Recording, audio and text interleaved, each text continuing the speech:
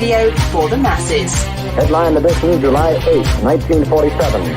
The Army Air Forces has announced that a flying disc has been found and is now in the possession of the Army. If the game is rigged, change the game.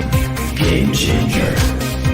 I occasionally think how quickly our differences worldwide would vanish if we were facing an alien threat from outside this world. This is Fade to Black with your host, Jimmy Church, on the Game Changer Radio Network. Good evening, everyone. How you doing? Today is Monday, July 17th, 2023. This is Fade to Black. Let's do this, man. I want you to help support the show and all the hard work that we do. Get your Fade to Black t-shirts or a Game Changer membership. Both ways, you're going to get a t-shirt, free shipping, ships the next day. The links are below. I have two Fade to Black hats that I will autograph and gift to the next two. I have two left to the next two Game Changer memberships. The links are below. And also, we have some huge breaking news broke right before showtime. And that is next week on July 26th, the House Oversight Committee is going to have a UFO hearing. That is next week on July 26th, and we will all be watching that live on C-SPAN. That is a really big deal, a UFO hearing next week. The House Oversight Committee, the announcements just went down before showtime. All right. Now, tonight's guest, Debbie Felton, is with us, calling this show Killer Fairy Tales. She is a professor of classics at the University of Massachusetts in Amherst, where she specializes in folklore in the ancient world, especially all things supernatural and monstrous. That's why I'm calling it Killer Fairy Tales. Her books include Haunted Greece and Rome, Ghost Stories from Classical Antiquity, and Monsters and Monarchs, Serial Killers in Classical Myth and History. We're going to be doing all of that tonight and much more, and I would like to welcome, I almost said hot and sweaty. I'm not going to do it, Debbie. I was tempted. Welcome to the show, Professor. Thanks for having me, Jimmy. You can just call me Debbie. And yeah, it's pretty humid here. It's pretty humid. And so during sound check, everybody, we'll do the first-time guest disclaimer in just a second. So just when I thought that she had special effects going, and she wipes down her camera, and then it all came. So it's that humid there. And I live in the Mojave Desert. It's 105 here right now. It was 110 yesterday. And it is going to be 105, 106, 107 for about the next 10 days. I don't know what's going to happen after that. I can't see the forecast. But, yeah, it's pretty hot out here, too, and the rest of the country. So, anyway, first-time guest disclaimer. So let's get that out. The next time you're on the show, you don't get it, but you get it tonight. It's a privilege, which is, Debbie, it's just you and I sitting on my couch having a conversation as friends, and where the conversation starts, it starts. Where it ends, but we'll end as friends. Okay, agree, click. Sounds right. Good. Terms of service, you don't read that stuff anyway, so just click and we'll move on. I'm going to start here. I'm a pretty rough and tumble guy. Okay. I drive a Jeep. I love heavy metal music. I could not possibly tell that from your background of all those guitars. Yeah, and I believe in fairies. Okay, so I'm out of the closet with that, and I'll share a fairy story with you later on tonight. Why I have the belief system that I do, but But let's jump back, since you are professor of folklore, of antiquities. The stories, the myths, and back then, let's call it pop culture, right? Their version of pop culture, I believe, is rooted in reality, that there's something to it, and there is a reason to share and create these things. And now, I'm not saying that there were a couple of old people living in the woods cooking babies, and things. I don't know. And still, Hansel and Gretel, by the way, scariest fairy tale of them all. I can't believe we as kids would have those kinds of stories read to us because of the theater of the mind. And I'm thinking to myself, man, this is, the troll under the bridge is something I can handle. But anyway, were they rooted in reality, or some form of reality? Well, I mean, that's, we'd like to think so, of course. But since you just mentioned Hansel and Gretel, what I'll say is, if you thought that was bad, there's like so much cooking and eating of children in stews in ancient Greek myth. Maybe you shouldn't read it if it's going to upset you. Right. And why? Okay. So I wanted to talk about monsters, but when we talk about children's stew, that's about as horrific as it gets, right? But this story has been retold and retold. But you have to ask why. Oh, why we tell a story like Hansel and Gretel? Yeah. Why would ancient Greeks? So that's the progenitor. The progenitor was an Aesop, or this goes back that far? Well, I don't know if Hansel and Gretel does. I mean, people are sort of looking for, is there an early version of that? But I mean, it sounds to me like what you might be looking for is people tell stories like this for a lot of different purposes of socializing. So here are the roles of women, here are the roles of children, here are the roles of the husbands and breadwinners back in antiquity. So if the children don't behave, this is what's going to happen to them. If the women don't know their roles in the household, this is what's going to happen to them, and this is how you should behave. So there are definitely connections as far as that's concerned. In terms of a specific Hansel and Gretel, I think the Greeks and the Romans, they did have the witch off in her little house in the woods. But not necessarily eating children. I mean, you could go back to Circe in the Odyssey, who wasn't eating children, but she definitely turned Odysseus's men into swine, after they went looking, in the woods where they had no business going. And it's so true with that. And I just made an announcement. The House announced right before the show tonight. There's actually going to be a hearing in Congress next week on UFOs. Now, that's a pretty big deal. But, yes, it is. But when and it really is. But when we talk about ET and contact, that is something else that goes back way, thousands of years. And we were just talking about horrific Greek stories. Horus and Osiris and the dismembering and what they did with his, you've heard as a professor, you've heard everything. So I'll just say this. His PP was cut off and scattered, yeah. Right? And this is ancient Egyptian demigod reality. These are the story, and then sewed them back together. And that's the other crazy part. So anyway, the ET connection with this, when we talk about the little people in the woods, or fairies, or even leprechauns, or the troll under the bridge, remind me of what we see and hear today about descriptions about ET.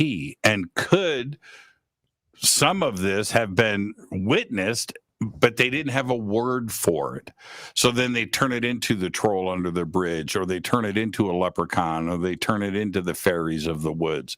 Have you ever considered that viewpoint? Well, somebody way before my time actually wrote an article about UFO sightings in Antiquity. And so that's the UFOs, though, not the actual alien creatures themselves. But there are actually a lot of stories from the ancient world about, oh, what are those ships up in the sky?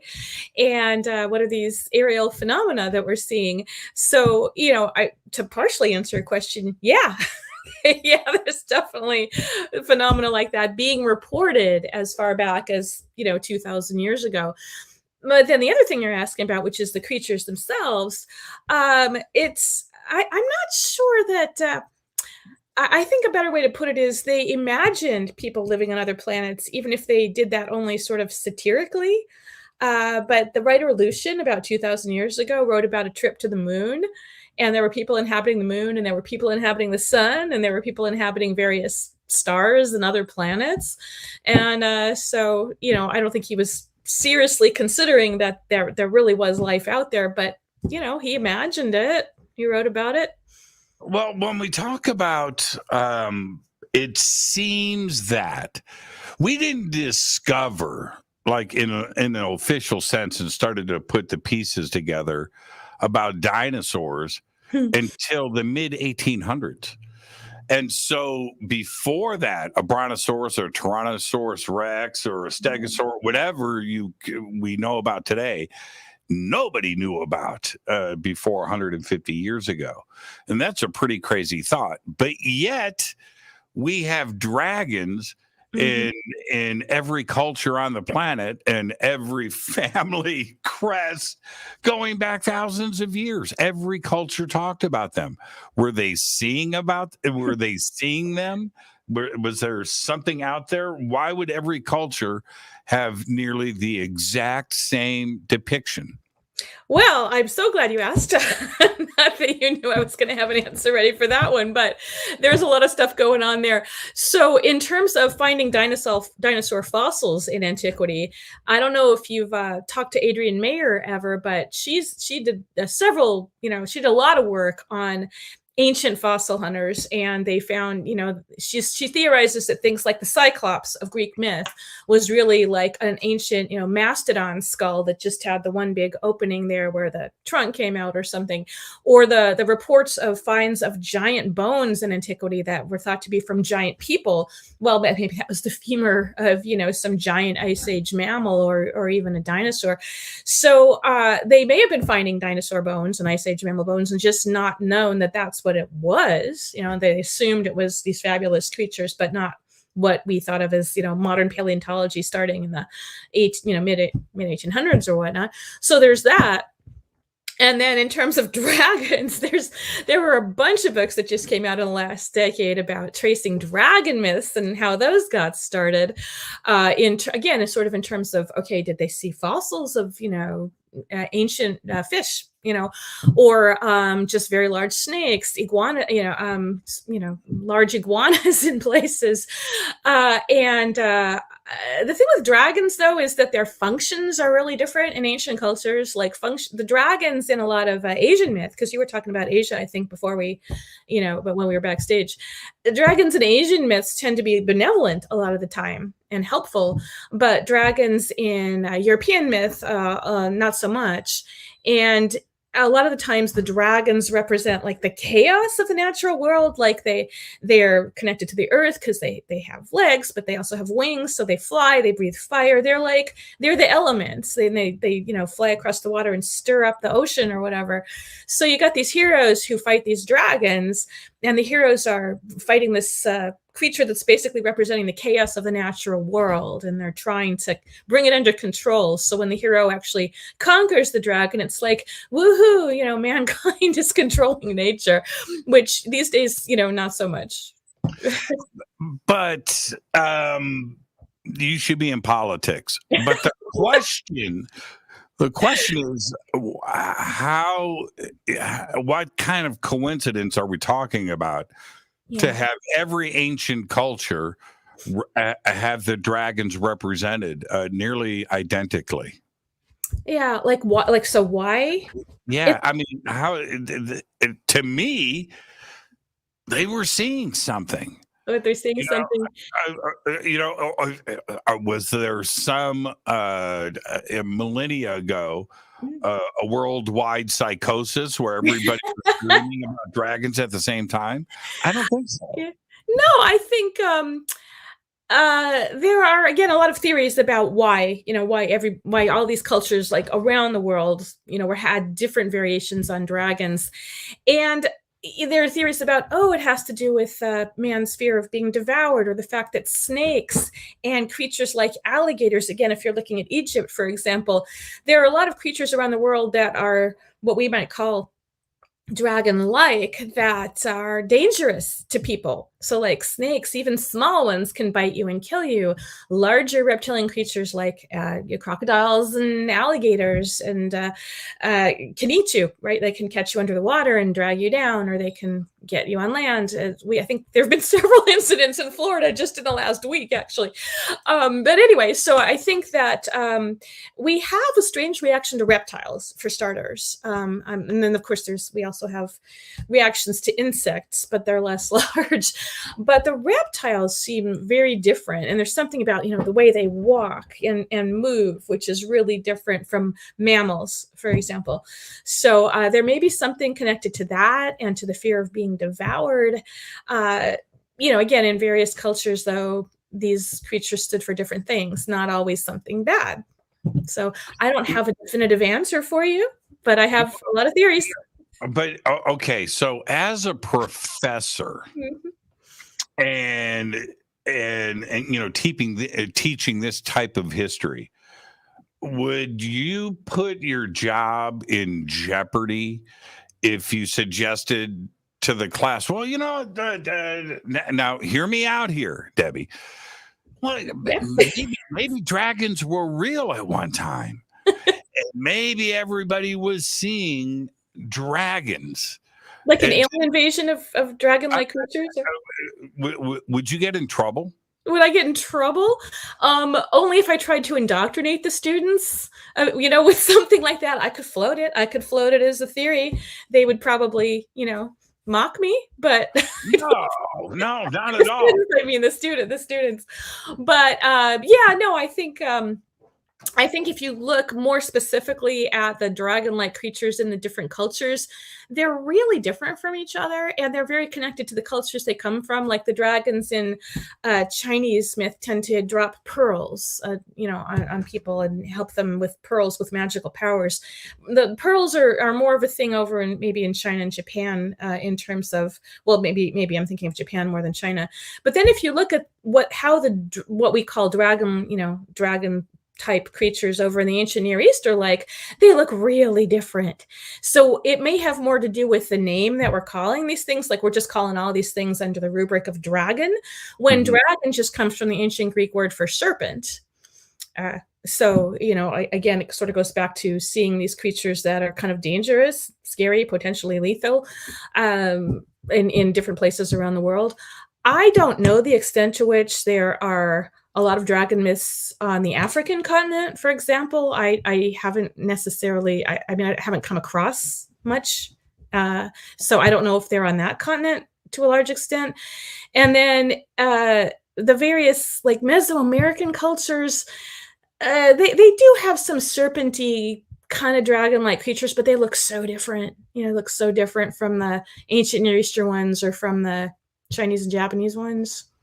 Yeah, still gnarly faces and heads, and lots of giant serpents in Mesoamerica. Well, we can go North, South, and Central America on that one, where the serpent plays such a large part, not only in the storytelling, but in the architecture and in the religious segments of it too as well. We even have the serpent mound in Ohio. Oh, yeah, that's right. And I was just reading, sort of reviewing today something from the, I can't remember if it was the Ramayana or the Mahabharata, the Hindu epic poems about how they were churning the sea using, a mountain and then this serpent that they tied around it, that they were kind of like going like this to use the serpent to churn the ocean with. So it just, serpents of the sea, earth, and air are all kind of all over the place. And maybe, again, maybe there's weird, memories. I can't really be memories, but just, finds of fossils of these, what are they, like ichthyosaur? No, those are the fish. Sorry. The pterodactyls, the pteranodons, that sort of thing. Rhamphorhynchus, just the flying reptiles from way back when. Possibly, there's something there in terms of remnants of those that people have found that gave rise to some of these stories. With today, we call it the hero's journey, right? So you have your Act 1, your Act 2, and your Act 3. Act 1, hero doesn't know he's a hero yet, but he's given a mission. He leaves his home, right? Leaves his town. In the middle, he chases down or gets chased, right, or both. Defeats this, completes the quest, and then Act 3 returns home, right? The hero, and that's the hero's journey. We see that, of course, in things like Star Wars. But if we go and we take any good fairy tale, any good story from antiquity has those three key elements in it. And you look at Homer's Odyssey for an example of that. Well, it's also the longest version of the hero's journey. We read that aloud in English class. I'm going to take a stab at this here, freshman year of high school. And so, and every day in class, a student would read a page or two, and we'd go around the class. But it was a really good way to get into the story and to understand it. But today, I look at that and I go, dude, it's the hero's journey. Yeah, totally. Right. And the fairy tales, especially the more popular ones, do have those three acts in it, right? They all contain the hero's journey, and for us, it's like an automatic attention grabber. It's got those three things. Yeah, you're talking about Joseph Campbell's, hero journey. And I think even before Joseph Campbell, there were people breaking down the hero's journey into all of its parts, including that, the call to action, but the hero's reluctant to go. And I mean, Odysseus was like that. He didn't want to go off and fight at Troy for some other guy's wife, to get some other guy's wife back. Exactly. And, yes, in terms of the Odyssey, there's an even earlier Egyptian story, the story of the shipwrecked sailor, that basically goes through the same thing that you just talked about. I know we were talking about. Tell me about that. I haven't heard this. Right. So the story of the shipwrecked sailor, which is way older than the Odyssey even, and may or may not have influenced it. It's not quite as, it's not as long as the Odyssey, but you've got this guy who was on a ship. It was like a merchant ship or something, and it's shipwrecked, hence the title, the story of the shipwrecked sailor.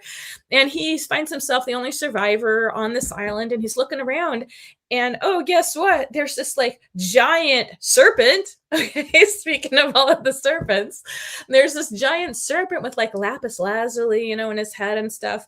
And it's huge, and the sailor's really afraid, but it's a benevolent creature. And it says, if you don't lie to me, if you tell me your story, you don't lie to me, then I'll foretell your future. And the sailor says, tells the truth about what happened to him. And then this large serpent creature says, I'm part of a race of, creatures like me that died out. I've lost my whole family. But since you were nice and told me your story, I will foretell how you will get home.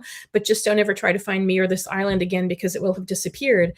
And eventually another ship comes along, and the sailor's rescued, and he goes off. And sure enough, nobody ever sees that island or that creature again.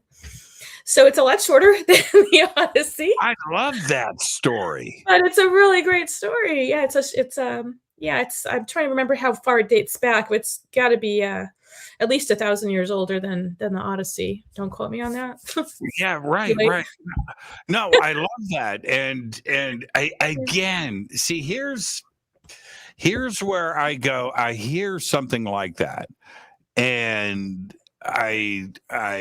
the imagination without television, right? Without Mhm. a large body of work that we have today to read, right? And Yeah. to kids today, H.G. Wells is an old timey author, right? But he's just a lifetime ago. But Mhm. where does the imagine you brought up the scripts of India? Where does this imagination come from when they didn't have Warner Brothers or Marvel Comics or you know what I mean, the Avengers, the Guardians of the Galaxy, Transformers, what have you? They didn't have this stuff. They didn't even have Godzilla, right? But these things. So it seems to me that there might be elements of truth in that, just like in Homer's Odyssey. Troy turned out to be a real place Mhm. and was discovered because of the Odyssey and retracing the steps of the Odyssey, and then we find the city of Troy. Yeah, I mean, people wanted to find if there was any truth to legend and of the Iliad and the Odyssey, and there does seem to have. So this is why sometimes people will call it a legend instead of a myth. Like legends might have some basis in history, but the sort of categories or the attempts to say myth or legend are pretty fluid. But yeah, I mean, in terms of Godzilla, I mean, you got another sort of dragon, fire-breathing dragon-like creature there, right? So I think this goes back to what we were saying a little earlier about how monsters tend to be of their time. So we keep seeing the same kinds of monsters in different countries, but representing different things because monsters tend to represent what a culture is afraid of or what its anxieties are at any given time. And so you got Godzilla, well, radioactive monster, and there were a lot of those after the atom bomb tests and World War and after World War II. So we had this whole era of movies with these, creatures that are radiation radioactive mutated creatures because of that. But then I think, in some other periods, there were different kinds of fears. Like if you go back further in the Victorian, London or whatever, you get a lot of ghost stories that people think, well, that was a particularly fruitful time for ghost stories because it was foggy, but there was lamplight. And so people kept thinking they saw creatures in the fog. So there's all sorts of, this is what's going on at the time. So there was, again, the radioactive stuff in the 50s. But then, there was this period where it was like all movies about aliens, right? Because we made it to the moon and there was maybe nothing there. But, after that, there were a whole bunch of, I don't know, are we getting signals from outer space or not? And so there were a lot of movies where the monsters were aliens. And now it's like the monster is the, apocalypse. I mean, we're getting all these post-apocalyptic movies based on climate change and stuff because that's the current fear. So that the whole landscape is going to be destroyed, and and we get zombies, and things. And I mean, that's true. Like so many movies today and books, COVID. Right. So if you want a film greenlit right now, it's a worldwide pandemic and, wipes out. And then you have the landscape of apocalypse and, The Last of Us, which, yeah. and I totally get that. But then if we back up into deep history, and we look at like England, then what is it with werewolves? What was going on? The disappearing island in Egypt sounds like Atlantis, and could that be part of Plato? And Plato got it from Egypt to begin with, the story of Atlantis. So maybe there's and Troy and the Odyssey. Right, where suddenly these myths and these legends and these fairy tales start to come true. Yeah, I mean, there's a lot to pick up on there, and I'm not really sure which thing, but I think the thing that struck me was you're saying about werewolves in England, when in fact werewolf stories are also 2,000 years old. Uh, so yeah, I mean it's kind of hard to find a story that doesn't have some roots back in the ancient world, but the werewolf story that I'm thinking of, it's like there was a full moon, the guy changed into a werewolf, took all his clothes off, changed into a werewolf, ran off into the woods, attacked some sheep, got wounded by someone trying to protect the flock, and when he turned back into a man, he had a wound in the same place that the wolf did. I mean, if you didn't know it was set in ancient Italy, you wouldn't you'd think it was like, the Moors of England or something, but it's 2,000 years old. What about the Moor people? Which people? The Moor people, the Moor mummies. Have you Bog mummies? Are you talking about the bog the mummies? bog mummies Yeah. that are found in the Moors? That is the craziest. Don't get me started, but the points that I made with all of that is where we can dismiss so much of this as great storytelling and a great imagination, great writer, and somebody creative, and then elements of it turn out to be true. That's the part where we don't know when it comes to the word fairy and fairy tales. Mhm. I think fairies are real, and I'm okay with that. but what if we find that interdimensional reality is part of the universe, and these things have been coming and going in and out of our dimension for thousands of years, and people see something strange and then they tell the story and it turns into this amazing tale, but it was based on what somebody actually saw. Yeah, and I'm not going to say that that's not a possibility, because hey, I mean, it could be a possibility, and there could be multiverses, and there could be doors between universes. I mean, we don't know. We don't necessarily know everything about everything yet. We don't have all the answers. But in terms of fairies, I got to go and say again, I wish I had a picture of this to show you. But back 3,000 years ago, 2,500 years ago, people were drawing little pictures of what we would think of as fairies, these tiny little people with wings, like translucent wings, and they represented the soul. So you would see these on tombstones, and vases, like funerary vases. The Greeks would paint these little tiny, if you saw it, and I wasn't telling you it was a representation of the soul, you would totally think it was a fairy, because that's it looks like freaking Tinkerbell. Okay, it's not the soul. in these paintings, it is. Fairies are real. I was sitting with some people. We were in the woods, a large group of my fans. Okay, this is up in the Pacific Northwest, and so this lady comes up to me and she goes, "Jimmy, check this out." And she holds up her cell phone. I just took a picture of a fairy. I was like, "Oh God, man, really? You want to see it? Not really." You so totally did.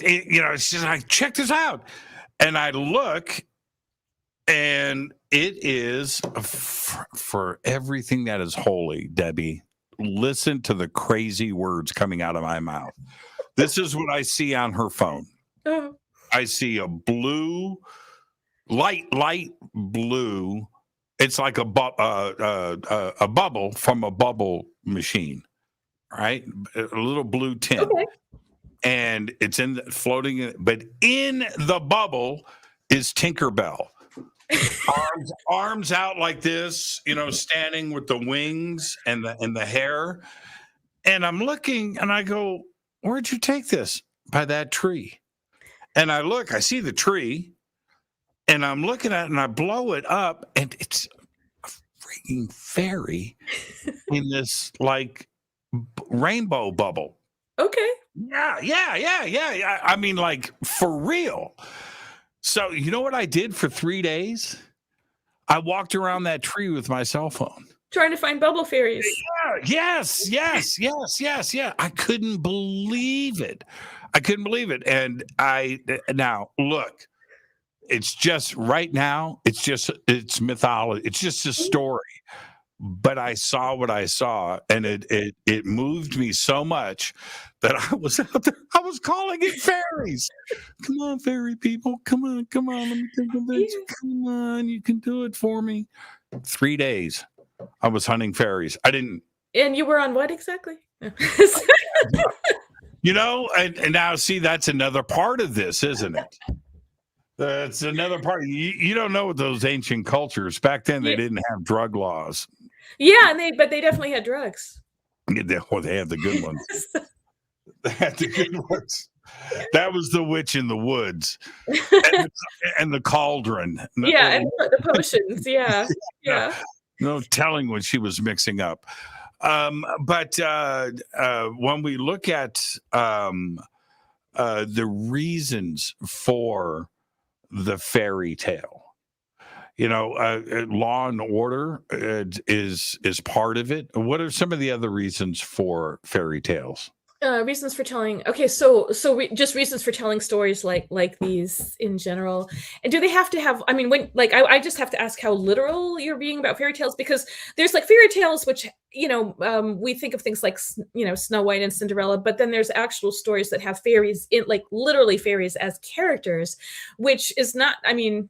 I mean, there's some things like that in Antiquity, but if you're just thinking more along the lines of, the Brothers Grimm fairy tales and that kind of thing, people tell those. I think it goes back to the sort of concept of socialization that I was talking about before, which is a little boring and pedantic, but, it does sort of seem like we're telling these stories to, get people to behave in a certain way, or else, especially children, because otherwise they'll be punished. And I'm sure that the original Grimm's fairy tales were pretty gruesome. Right? I mean, like the sisters in Cinderella cut off bits of their feet to fit that freaking slipper, which you don't see that in the Disney version. So it's like they told these things to kids, like, definitely don't cut off your foot, and because they're trying to get kids to behave a certain way, and that's not it. I watched the Grimm TV series. Oh yeah, I did not watch that. Okay. Okay, so I watched what was the other one? Once Upon a Time or whatever. For a while, I watched it for a while. Yeah, I watched that too as well. But the Grimm. Okay, so I can't remember if that was like Netflix or Amazon or something, but it was a cable thing. And so I'm watching. Then I don't remember it being this horrific. Right. So I go and I start to do a little bit of a deep dive, and they chose to make the series based nearly directly on the writings themselves without softening the blow. That this is how those guys wrote. And it really it changed my view of fairy tales, of stories like this, but also how culture was listening to them too as well. I mean, because they were ghastly. Yeah, life was a lot more directly harsh back then. I mean, people died at home all the time, no anesthetics, losing limbs. I mean, just all sorts of things that we don't see quite as much these days, despite the really poor healthcare system. But I won't go on a rant about that right now. But yeah, no, it's really surprising. But again, a lot of that stuff goes back to Antiquity, because there are stories about, fathers committing incest with their, daughters, and then cutting out the daughters' tongues to prevent them from ever telling about it. That kind of thing. I mean, it's the sort of stuff you end up seeing in the Grimm's fairy tales, but it actually goes back, again, about 2,000 years to some Roman stories, and even farther back to some Greek stories. So yeah, it's really disturbing. Like, why are they? What exactly are people supposed to get from listening to stuff like that? Yeah. And why? Okay. And before we get to we got about 20 minutes. It's some of the best stuff, in my opinion, which is worth 0. Some of the best stuff is out of the Middle East. Mhm. The genies, the flying carpets, the ancient Sumerian texts, the Anunnaki, planet Nibiru, alien races, flying ships, flying cities, plasma weapons, right? It's like the craziest, the best all came out of that area. Why do you think that is? Why do I think that? Well, I'm not convinced that those stories were confined to that area. I mean, because it sounds like a lot of what you're describing is from like the Arabian Nights, the Thousand Persia. Nights and the Night, and that's actually fairly late compared to a lot of the versions of stories from even from Egypt and Greece and Rome, because a lot of those what we call the Arabian Nights stories they were written down in more medieval times. But again, a lot of those stories that were written down were being told for centuries first, but what it means is that it's hard to tell where the stories started from. But yeah, flying ships and what are some of the other things you mentioned? Sorry, flying ships, flying carpets, the story Genies of in a bottle. genies, sure. I was going to say Aladdin, that's actually Chinese story, although it made it into Again, back to my point, right? And the Sumerian text out of Mesopotamia, with the origin stories of the human race and the Anunnaki, very just from that area, that part of the world, very sci-fi-ish. And we can go to India, the Vimanas and the flying cities and the craft. They talk about engines and motors. And texts that are 5,000 years old. Yeah, I mean, again, you see the same thing from the ancient Mediterranean world. And I mentioned Adrienne Mayer before because she wrote these books about the first fossil hunters, and maybe the finds of these fossils inspired some of the monsters. But she also wrote a book called Gods and Robots, which was about early machines, early automata especially, but also things like the Antikythera device, which is featured, if not entirely accurately, in the latest Indiana Jones movie. So that was an early computer, though. Oh, spoiler alert. I haven't seen it yet. No, that was no spoiler. That was no Okay. spoiler. The Dial of Destiny is like explain right away what it is, and it's the ancient Greek device that's based on a real. I've done many shows on that. That's still one of the craziest things ever. And who invented it? That's the thing. Who built it? Not Archimedes. Possibly. I mean, I think it came from Sicily. Yeah, I forget where they found it actually. They found it off the island of Antikythera. Oh, of course, yeah. A sponge diver. Yeah. Sure. Well, I mean, it's the sponge divers are the ones who find everything out there because that's like a major industry in the Mediterranean. I mean, there's this whole Greek town down in Florida, what is it, Sarpon Springs or something? But it was founded by sponge divers from Greece. Actually, I've got one of their sponges up on my cabinet over here. But anyway, yeah, the sponge diving is how they find a lot of stuff out there, and then just scuba diving, actual underwater archaeology. And we were just talking. So back to machines.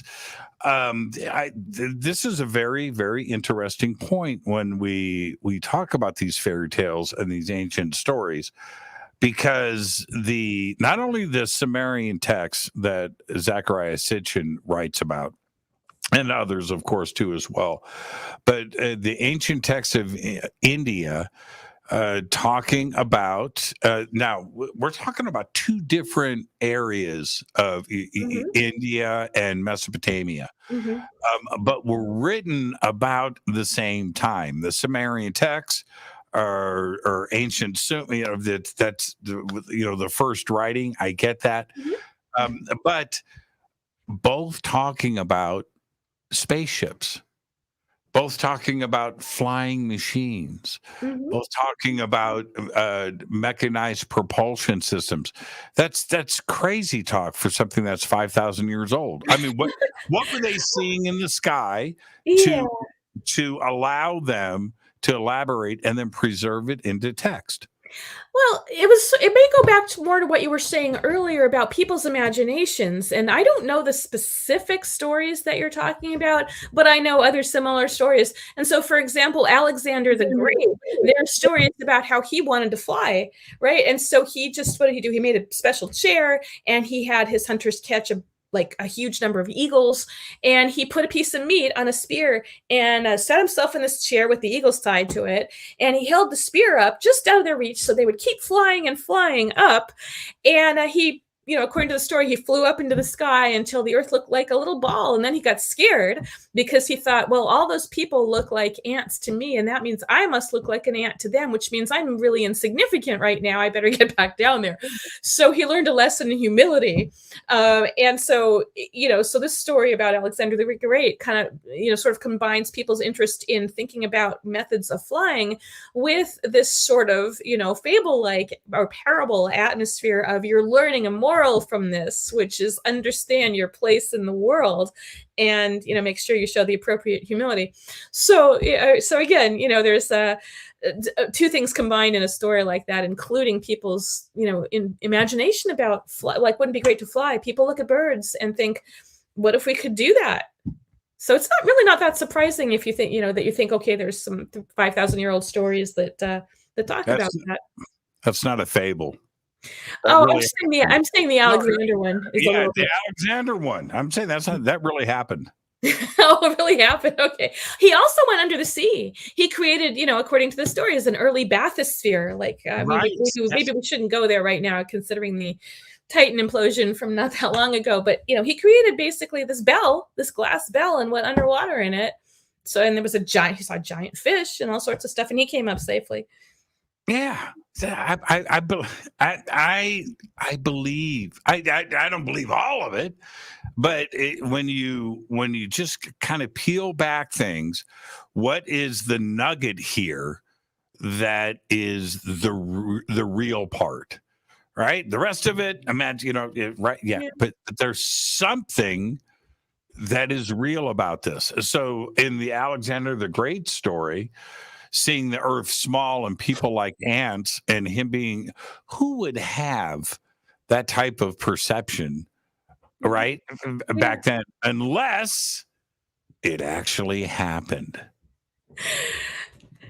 Yeah, I'm not going to go there. You should have me come in and I'll speak at one of your classes. Yeah. I'll tip that building over. I'll tip it over. But that's the part of this that I enjoy so much. Yeah. When you go with the troll under the bridge or leprechauns and these shadow figures in the woods, it makes me think of too many other things today that are scientifically proven. Well, yeah, and I mean, there's other. So now we have logical explanations for some of these things, but in antiquity, they didn't, except they sometimes tried to. You might be surprised at how much people did try to rationalize some of these stories back then. There was one ancient Greek author, again, 2,500 years ago, saying there can't possibly be such things as centaurs, right? The half man, half horse. There can't possibly be things like that because their physiologies are completely incompatible.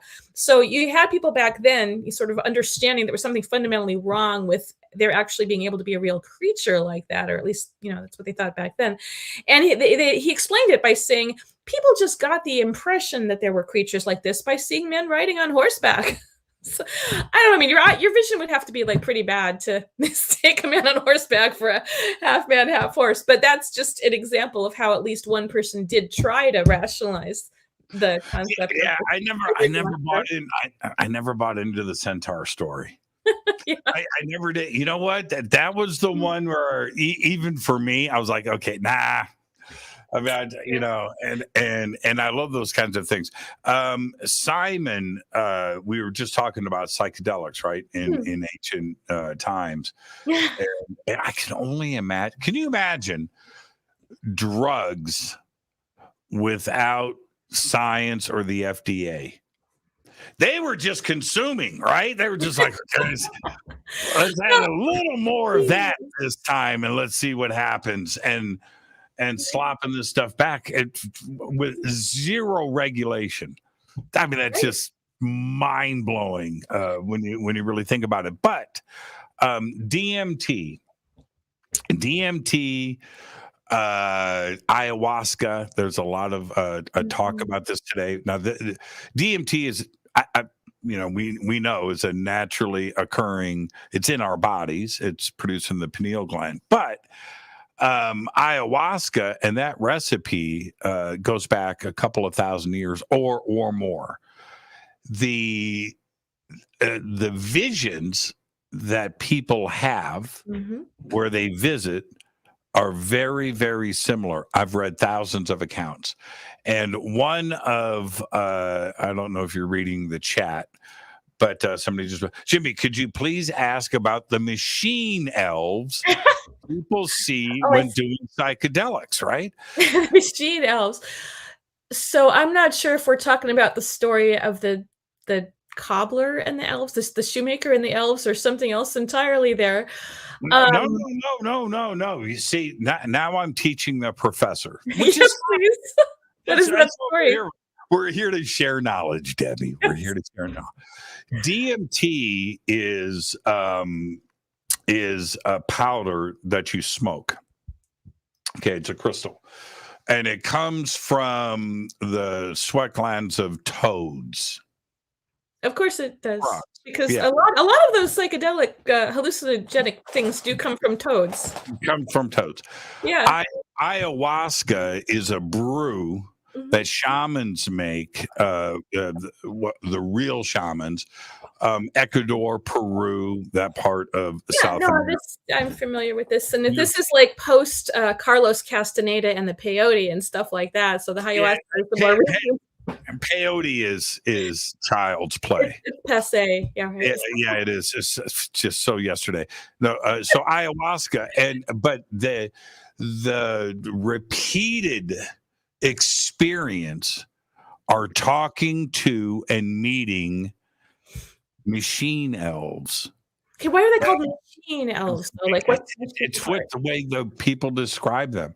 So I guess they're boxy. Oh, they look like machines. Yes. Oh, okay. Yes, yeah, this is awesome because I've never heard the story before. And now, of course, after this, I'm gonna have to go read all of it.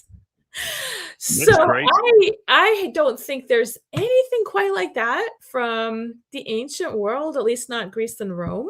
Not that I know every single story that was ever told, but also I'm not sure they had exactly the sort. I mean, they definitely had hallucinogenic drugs, and for that we look to something like the Delphic oracle, right? The Pythia, who was going into these trances and having visions, and thought she was inhaling gases from a cleft in the earth, or that she was chewing on some leaves that had a hallucinogenic effect.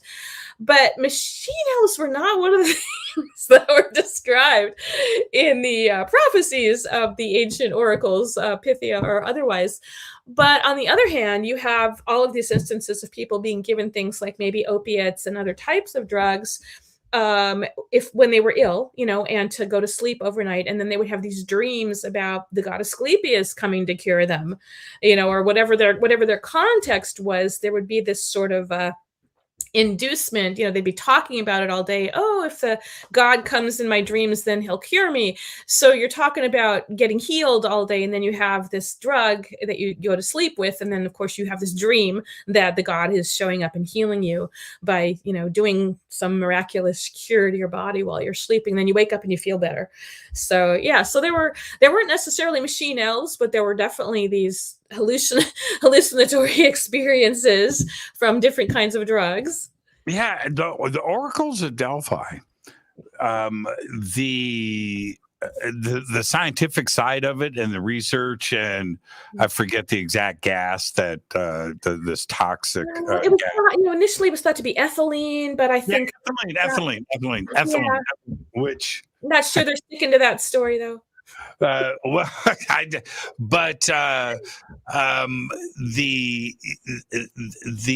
leaders of society are listening to and asking asking questions of these women that were high.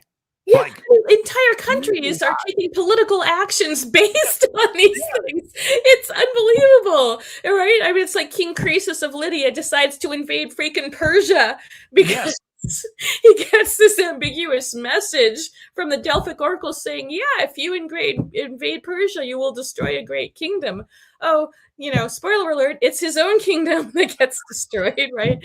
But yeah, it's just incredible the sort of political actions they would take based on, like you say, advice from women who were high, or the men who were interpreting what the woman was saying while she was on drugs. Right. And they would go into the cavern. They would, if I have the story right, you do, they would get the questions, then go into the cavern, and then come out with the answers. Right. Yeah, it's like the person posing the question didn't necessarily go and see the oracle, himself, right? No, right. Yeah. But they were effectively like sniffing glue. Yeah, I mean, I don't know what they were on, but they were on something, man. Oh, yeah. Man, I love that part of it. But we're gonna take a break here in a minute, and we'll continue everything. The success of Ancient Aliens, and you look at the memes of Giorgio Tsoukalos with his hair, and no matter what it is, it was aliens, and it's a very popular meme. And let's not forget the lizard people. Let's not go there. I would be happy not to go there. I just felt it needed a nod. It did. Okay, we got that. but the ancients didn't have another word for it, so they used gods, or they used the word heavens, because the rest of the town, whatever your community was, wouldn't have a concept of this type of communication or learning or what they were seeing, but they understood gods and they understood heavens. And maybe Eric von Daniken was right about so many of the ancient cultures. Chariots of the Gods. That's the Chariots of the Gods guy, right? Yeah. Right. And so they were making contact with ET, but it was gods. And that was the only way you could turn around and convey it to the masses. Okay, there was a Star Trek episode about that, right? No. Was there? The original series Star Trek, the episode with the Greek gods, like the god Apollo. The Greek gods are aliens. It's been done. I'm sorry. I love that, though. That's one of the best Star Trek episodes. It's a fun one. And there were a bunch of them like that. There were a bunch of new, next generation episodes where it was also. And then what was it? Even the alien movies with Prometheus, it was the same kind of thing. It's like, oh, these aliens came to Earth and gave us culture or whatever, sort of. I mean, but yeah, a lot of that going on. Well, Prometheus, now a lot of people criticize that last version of the movie Aliens. And I didn't. I thought that the way that it was presented, like we were talking about before the show, Göbekli Tepe, right? So when you look at, there you go. It's not my book. I mean, I didn't write this book, but I happen to have one on it. So. And you look at these ancient inscriptions, and we're trying to decipher, and so forth. That part of the Prometheus, that especially the intro to the movie, I think that's pretty close to how it may go down someday. It's possible. I mean, it still doesn't answer the question of where did they come from, right? But see, the problem with that Prometheus movie is I still cannot deal with the scene where these guys take off their helmets on the alien planet and are like, oh, look, an alien creature, let's pet it. I'm like, are there no protocols at all? I mean, I don't care if it's the Star Trek's Prime Directive, but surely you don't just take off your freaking helmet on an alien planet and start like petting some alien freaking. I was just watching. There is a new series out on Netflix. It's really good. Oh, not that not that fake The archaeology. the caves. Oh, okay. Okay. I think it was released yesterday. Hmm. Cave of Bones. Okay, it's a Okay, yeah, I don't documentary. know that one. That's not the one Okay, I was so worried you were gonna say. the Rainbow Cave System in South Africa. Oh. It's a new race of humans called the Nelban. Anyway, 250,000 years old. The bones in the cave. Hmm. All right, but completely separate from Homo sapien. It's like, wow, right? Crazy discovery. And they were burying the dead. So they had, now I've just watched the first 2 episodes, but the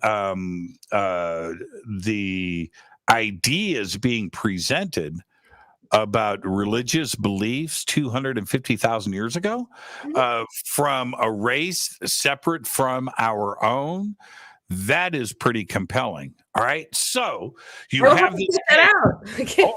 Hold on. This goes back to protocols. Okay. There's a reason I do these things, Debbie. So here we have this cave, new race of humans, right? We've got these buried thing, all this archaeology, and this archaeologist comes in. And you know what the first thing he does on camera? He goes, he touches the wall of the cave like this. He goes, I'm touching history. Oh, yeah. I'm like, dude, what are you doing? What are you just contaminated the crime scene. Yeah. He literally touches the wall that says, I'm touching 250,000 years of history. I hope he's unemployed today. Yeah, well, there's that guy that just carved like those people's initials into the Colosseum because he didn't know it was old, right? It's still to this day, I cannot believe that actually happened. I can't believe somebody actually said that, went on record with that. I didn't know it was old. What, how, what? Yeah. And, something's weird with my, wow, hold on for a second. I'm going to try this one more time. And something is weird with my computer. Let's take a break. We'll be right back. Stay with us. Yeah. This is Jimmy Church of Fade to Black. Please visit all of our sponsors. We're taking a quick break here. All of the links are below. We'll be right back. Join us November 10th, 11th, and 12th, 2023 as Disclosure Fest Foundation and Fade to Black Radio presents Stairway to the Stars, a Human Origins Science and Technology Expo, live at the Luxor Hotel and Casino on the Las Vegas Strip, with live talks, lectures, and workshops by world-acclaimed researchers and authors. This is Jimmy Church, by the way, and I'll be your host all weekend long, featuring topics like human origins, ancient technologies, indigenous teachings, workshops, a mass meditation, yoga and sound healing, music, and so much more. Don't miss our intimate sky watch and meteor shower over the infamous Area 51 airspace in Rachel, Nevada, with special surprise celebrity hosts guiding us through the night. Also introducing our Disclosure Fest VR Starship area with dozens of rides. You've got to check it out. This event will sell out. For more information and tickets, please visit disclosurefest.org. Hi, everybody. Jimmy Church here. Very special announcement, and that is we are shipping Fade to Black t-shirts again. It's been almost 2 years. We did a full upgrade to the website, so you can head over to jimmychurchradio.com. It's all simple to do, and it's right there. Remember, we broadcast 4 nights a week, Monday through Thursday. We bring you the best, the brightest, the most knowledgeable and amazing guests, the best conversations. We do that 4 nights a week. We also do 4 days a week. We broadcast the news, and we do that live too as well. It's not a one-man show. I do it with website support. I do it with producers. I do it with writers and artists. All contribute to the show. The best way to help support what we do here is with a Fade to Black t-shirt. And you can get your Fade to Black t-shirt one of two ways. First, go to jimmychurchradio.com, order a shirt. It's really that simple. You're going to get a tracking number, it's going to get shipped, and it's going to get autographed. The second way to get a shirt is with a Game Changer membership.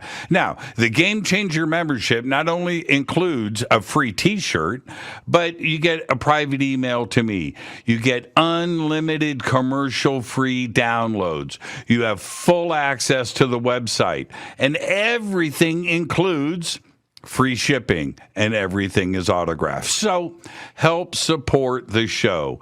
Get your Fade to Black t-shirt today. The links are below. You can just go to jimmychurchradio.com, and it's right on the website. So there you go. I'm Jimmy Church, Fade to Black. I'm so excited that I just have one thing to say. Go Beckley Teppy. Hey everybody, it's Billy Carson, also known as Forbidden Knowledge. I want to talk to you about a very special event coming up July 30th, 2023, the Forbidden Conscious Awards. We're going to honor people who have been contributing to the conscious community for decades. People that you know and love that have helped you get to higher levels of thought and consciousness and awareness. It's going to be a live in-person event, but seats are going to sell out very fast. You want to make sure you're there in person, and guess what? You can help vote for the winners. Voting is available on forbiddenknowledge.com, and the categories are going to be social media influencer, podcast/radio host, TV host, actor, director, producer, entrepreneurs, health and wellness, philanthropists, authors, field researchers, archaeologists, space anomaly hunters, and of course, a Lifetime Achievement Award. I'll be your keynote speaker that night at the Forbidden Conscious Awards. We have celebrity guests performing. We'll have a halftime show where we're actually going to perform music for you. And don't forget about the pre-event mixer, where if you buy a box seat, you'll be in the VIP section, and you also have private access to a VIP mixer with celebrity guests. Shake hands, break bread, network, and then walk the red carpet with us and take amazing photos. It's going to be a night to remember. You don't want to forget this. Make sure you hurry up and get your tickets because they're selling out very fast. I want to see you there. Forbidden Conscious Awards 2023. River Moon Coffee, makers of the Fade to Black blend. Truly the best coffee on planet Earth. Just visit rivermoonwellness.com or their Amazon store. It's all simple to do. You can check out the Fade to Black blend, the Game Changer blend, or any of their Black Moon wellness products. It's the only coffee I drink. It is the best, and it's Doc. Again, rivermoonwellness.com. All right, welcome back, Fade to Black. I am your host, Jimmy Church. Tonight, our guest, Professor Debbie Felton. We just call her Debbie. And we're talking about fairy tales tonight. It's such a broad umbrella, right? But let's just go with that. I'm going to the audience has heard this story many times, but you're going to love it. This is the root of a good fairy tale about fairies. Okay, so I'm hosting a conference. Okay. I'm in the back of this room. There's about 500 people in front of me. I'm in the back, and I have a ring. I wear lots of jewelry. I don't wear jewelry on the show because it makes noise. But anyway, and so I fall asleep in this chair. All right. So, and now at the beginning of this conference, the manager of this facility says, "Now, look, I'm just going to let everybody know that we have fairies here." And I was like, "Oh, stop."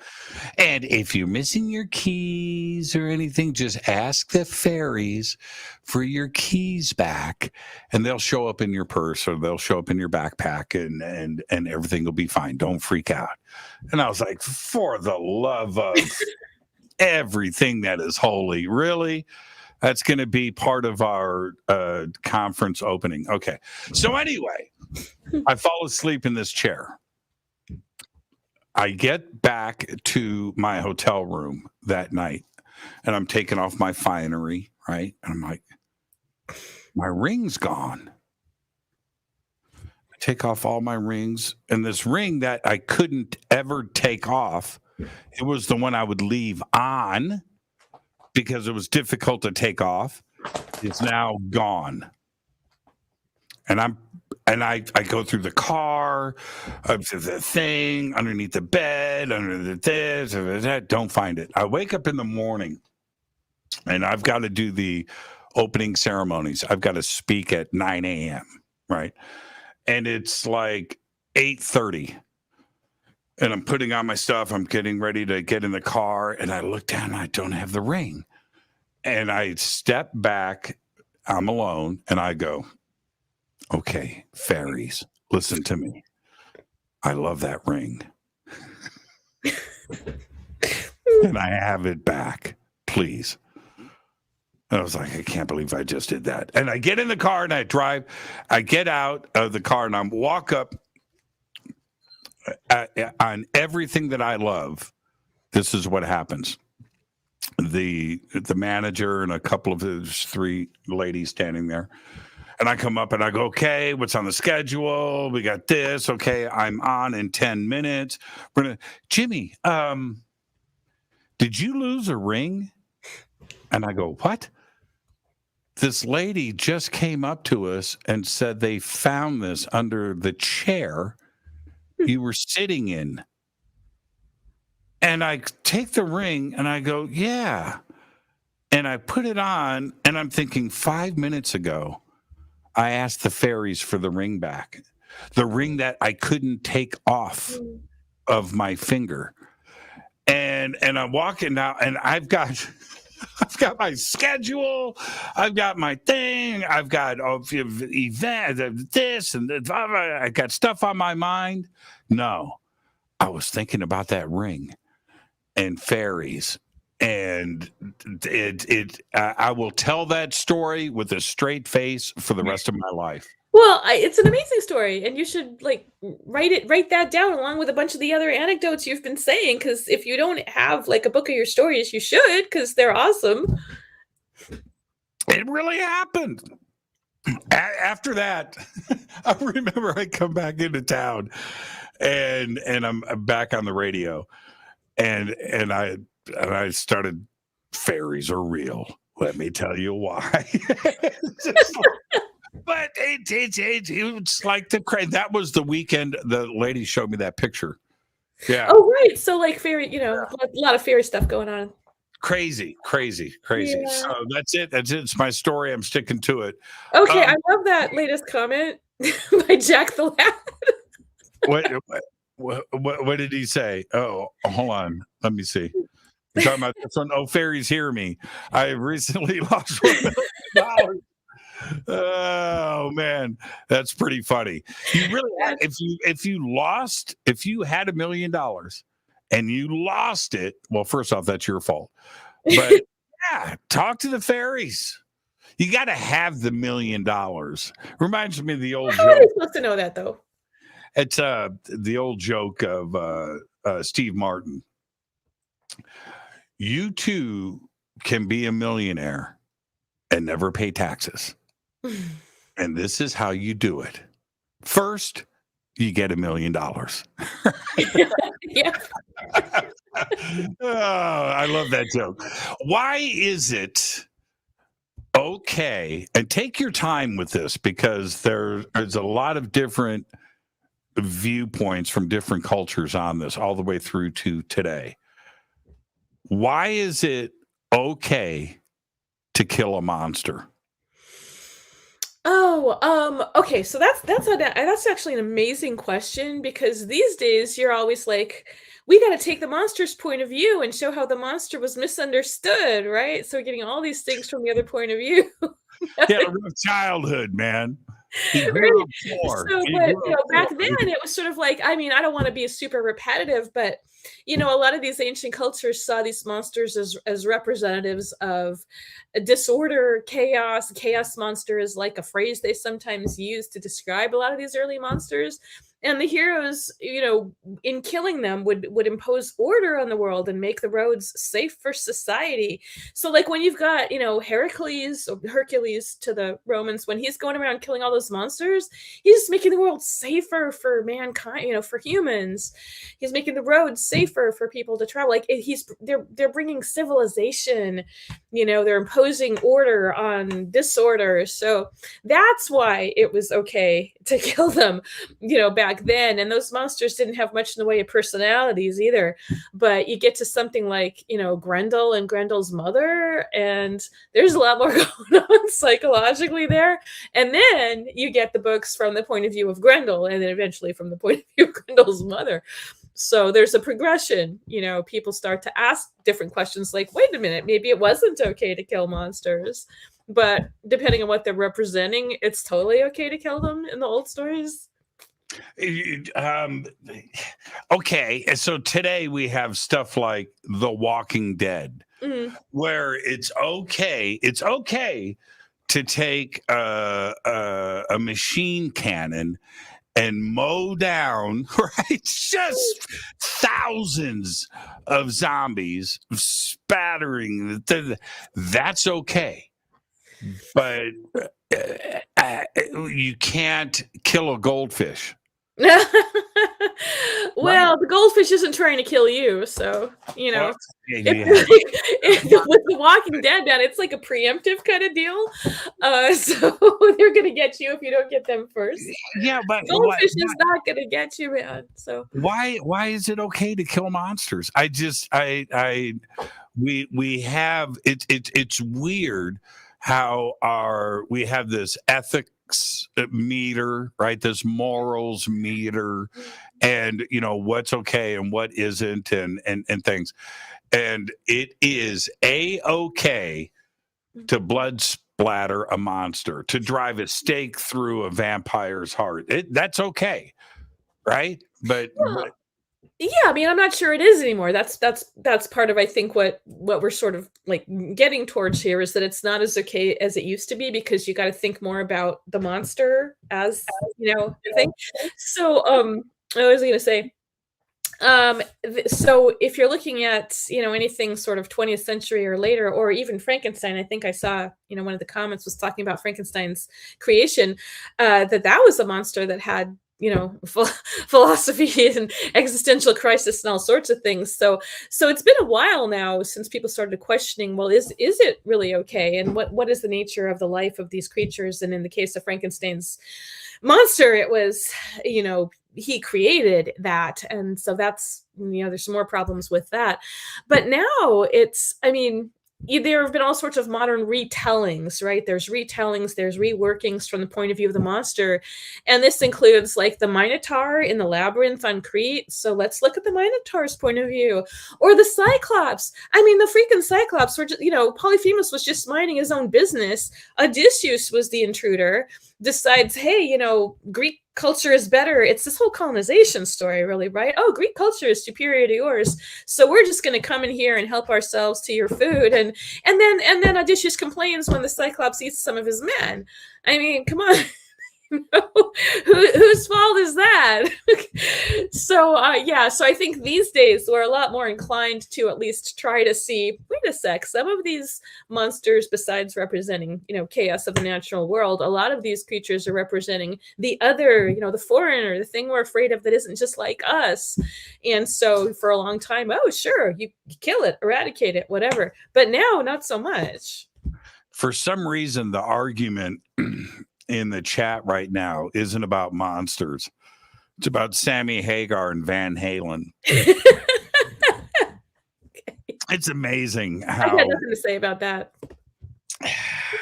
Why not? Because I don't know enough about them. Thank goodness. It's one of the biggest debates in pop culture. So what do we do with, we just discussed fairies, and we know fairies are real. That's fine. That's what about mermaids? This Jack guy in the comments, like, he's brilliant. You got to do something with him. I know a Cyclops who gave up teaching After all, he had one pupil. Okay, so that's why I don't read the chat. Sorry. Okay, I'll try not to get distracted. That's exactly why I don't read the chat. The chat is golden. We have the absolute very best. Yeah, see, there's John Gardner's Grendel. That's what I was talking about, actually. Point of view of the monster. Now, mermaids. Okay, so what's the origin story with mermaids? Was there one culture that started this first? I don't think so. I mean, I think if you look at ancient Greece, you'll see things like, the sirens from the Odyssey, although they weren't actually in the water, but they, were these, they lured they lured sailors in to their deaths. But, again, it's sort of like the dragons, like a lot of different cultures have these seductive female creatures that lure men to their deaths in the water. And, just representative of, there are lots of sea monsters, but it just seems that for some reason that's one kind that shows up in a lot of different cultures. So, yeah, I don't know. Forever, people would go and reference Columbus. Right, and the manatees, right? Yeah. And that today, it goes back to your point. We want to think that we are being logical, right? And that there is an explanation to everything. There's an explanation to mermaids. It was manatees. There's an explanation to ghosts. There's an explanation to things flying. And there's an explanation. I think we do that to protect our id, right? We don't want to. Too many want a 2D world, right? They don't want to ponder something else that, I love the word existential, something that may be influencing us, but we don't recognize it. We still want to impose order. Like, we still want to make things as orderly as possible. Just now we're doing it through trying to rationalize, all of this fantastical stuff. Yeah, well, why do we do that? If we look at history, Debbie, the great moments in history were those crazy people that were crazy enough to think outside of the box. That's how we made progress. Today, we're not allowed to be crazy. Today, we're not allowed to think outside of the box. We got to stay in our lane and not drift outside of it. And all of the great moments in history are because somebody was crazy enough to be nuts. Yeah.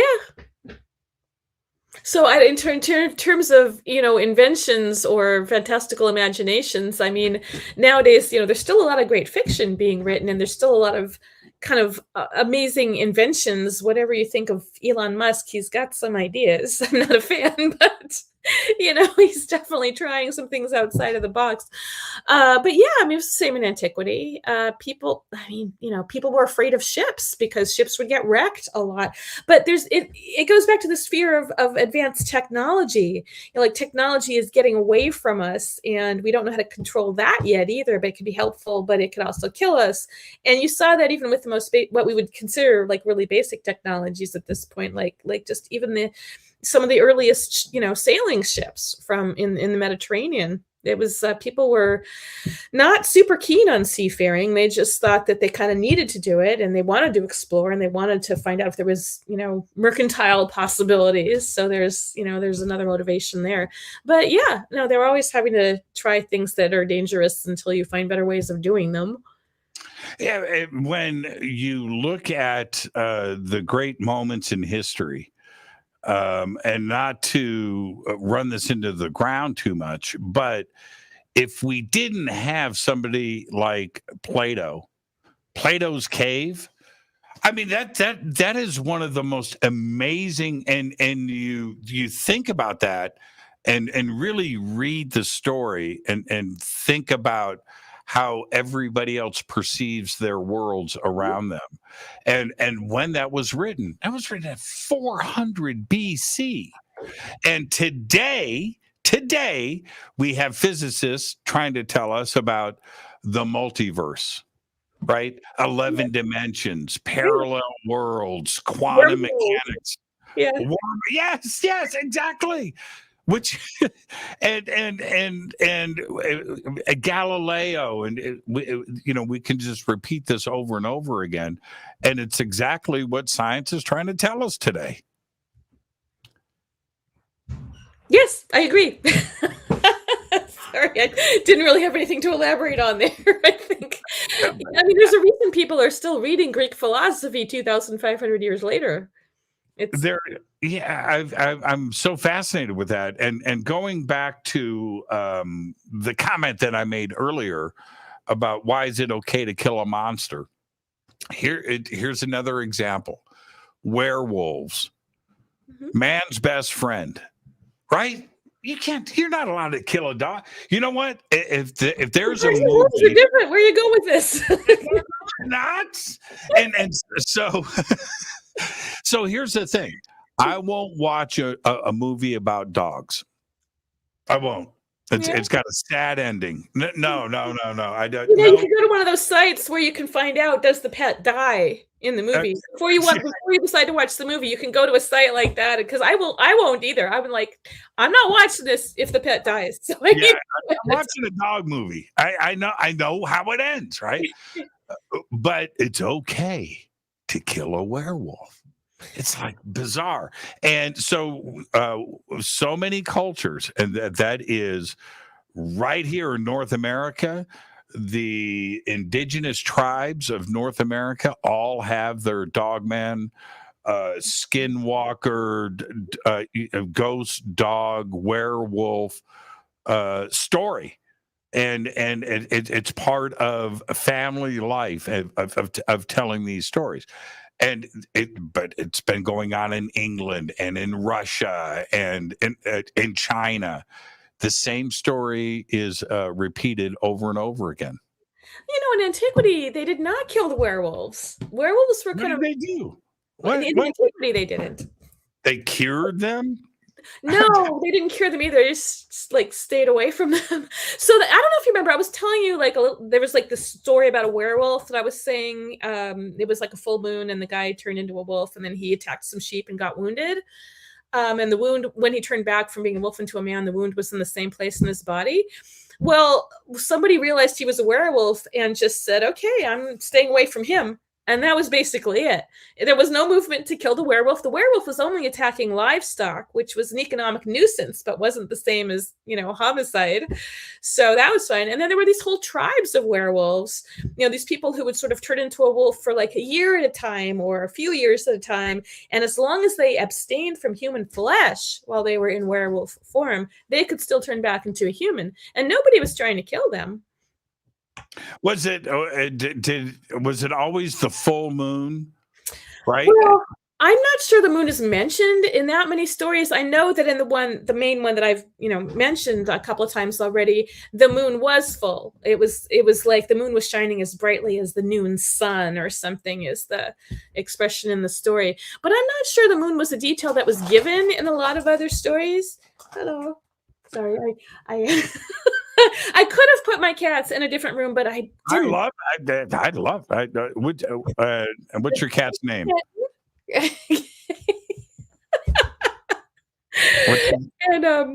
What's his name? Mr. Kip, because I'm so creative. I wanted to ask you about that. What's your favorite version of stories and storytelling? Favorite version? I'm not sure what you mean. You mean like written or film or what? You mean like medium? No. Something that's going to teach, something that's got adventure, something that's religious. Do you have something that you gravitate towards? Well, I think in terms of stories, aside from having a slightly supernatural theme or something, I don't think there is a particular type of story that I like more than others. I mean, it's great if it's an adventure and teaches something and maybe also has something to say about morals and religion. But the stories from Antiquity are so short. I mean, most of them. I mean, there's epics like the Iliad, but the werewolf story that I mentioned, it's like a couple of paragraphs long, basically. And the best haunted house story from Antiquity, it's like a page long. So we're not talking about short stories in the way that we think of them, a few pages, or so. So a lot of the stories are just super short, and so they're not these drawn out literary creations so much as people just saying, "I heard this story," like you would tell at a slumber party, maybe, or something. Well, okay. But and there's always a but, right? Ghosts. Yeah. And the ghost story, which goes back a ways, and we'll talk about some of the origins and cultures with this. But this is where because today people love a great ghost story. That's it. They love a good ghost story. I go to creepypasta and listen to ghost stories and put that stuff on autoplay and fall asleep. I love a good ghost story. We all do. But I also live in a haunted house. Mm-hmm. And I know that there's something to the phenomena. But so did the ancient Egyptians and the ancient Greeks and the ancient Romans and Great Britain has been telling ghost stories for 2,000 years.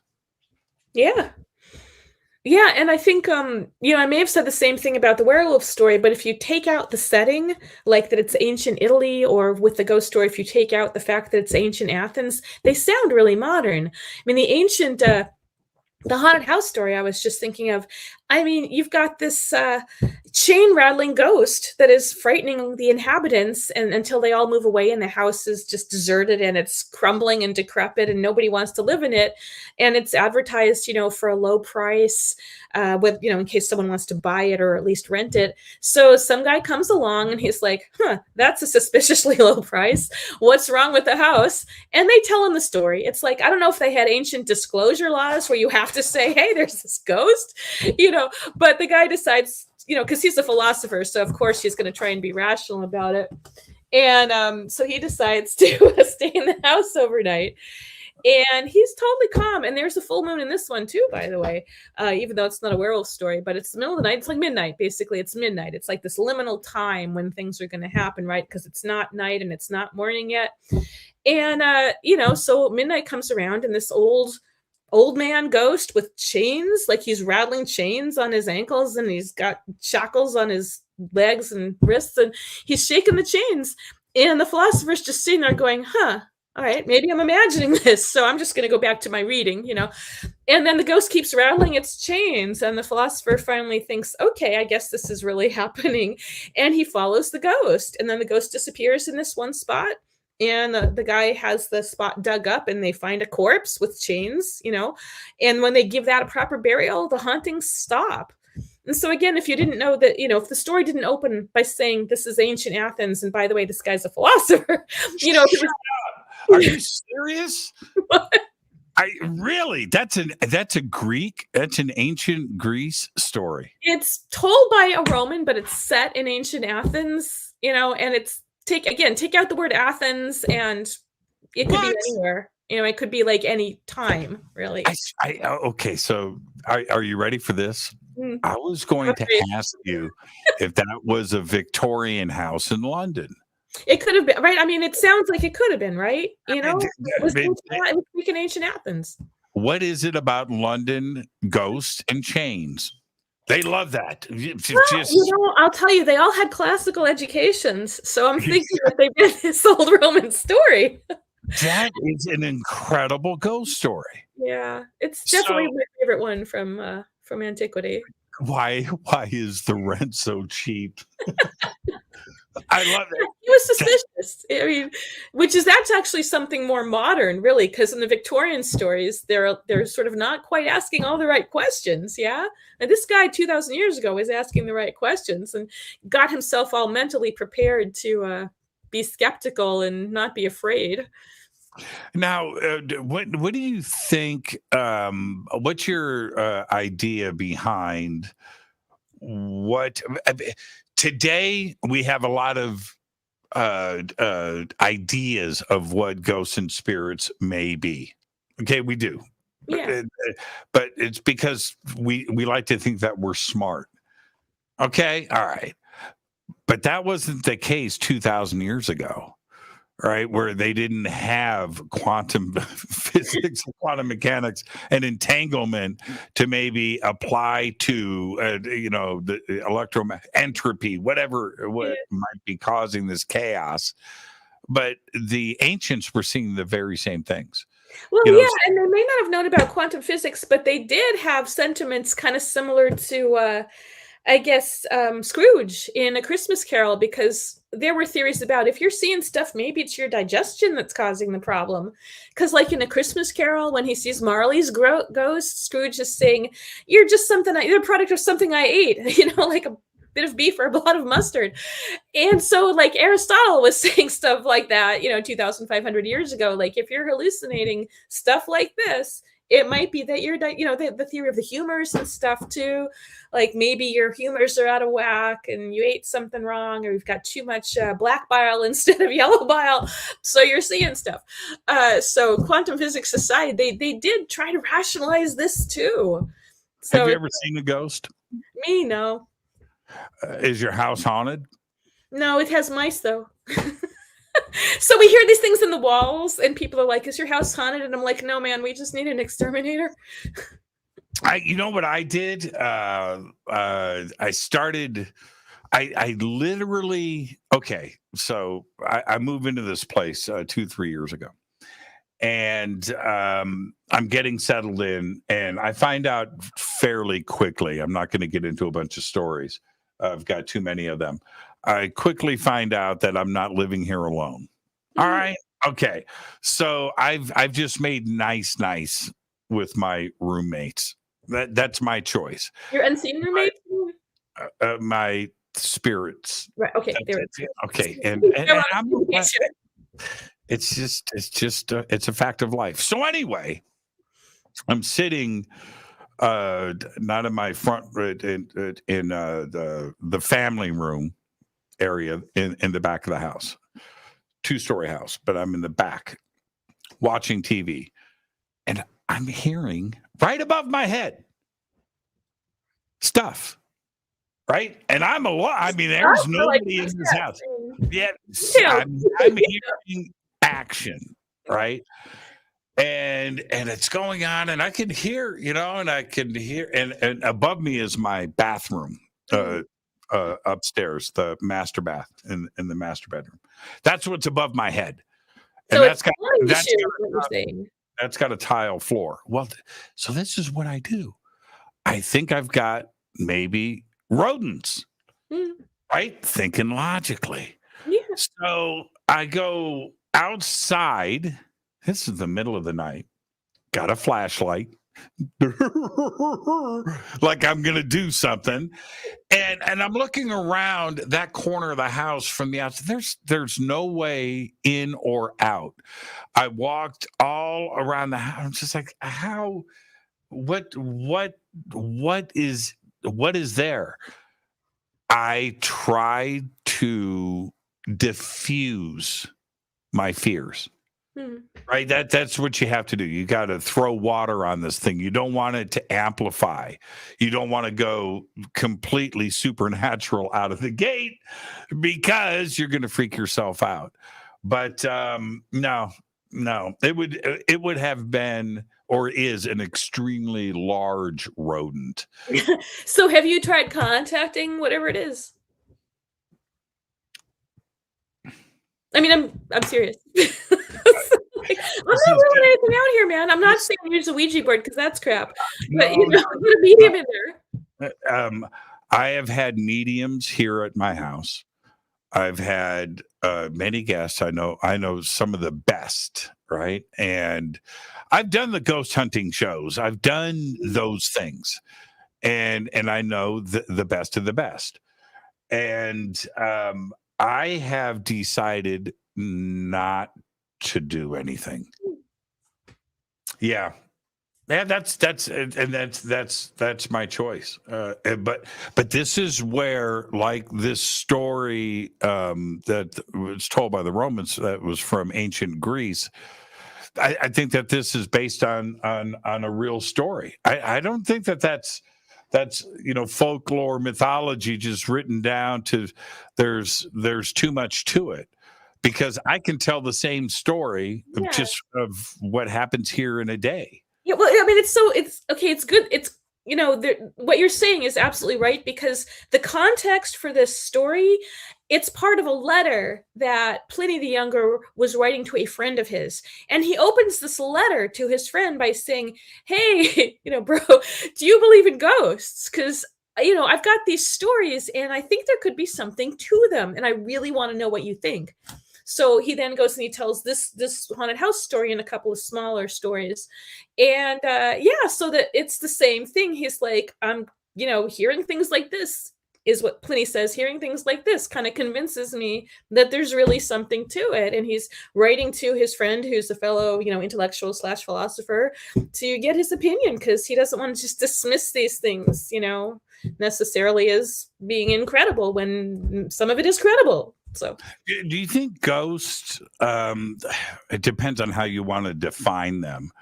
But spirits, entities, these shadow things, and there's the visual that you see things, and then there's that poltergeist weirdness, what I just tossed around, or you hear footsteps on the stairs and things.